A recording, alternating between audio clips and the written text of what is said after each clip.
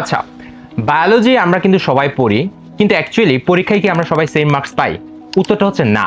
কিন্তু ভাইয়া কেন অ্যাকচুয়ালি আমার মার্কসটা আসতেছে না? কারণ বায়োলজি কিন্তু রিডিং আমরা সবাই পড়তে পারি, কিন্তু এক্স্যাক্টলি পরীক্ষার জন্য ইম্পর্টেন্ট টপিক কোনগুলো সেটা আমরা জানি না। যার কারণে এক্স্যাক্টলি যখন আমরা টেস্ট পরীক্ষা কিংবা বোর্ড পরীক্ষায় যাই তখন আমাদের মার্কসটা পারফেক্টলি আসে না। অ্যান্ড দ্যাটস ওয়াই তোমাদের সামনে আমি নিয়ে আসছি আমাদের কিউএনএ বায়োলজি নোটস, এই ছোট্ট বইটা।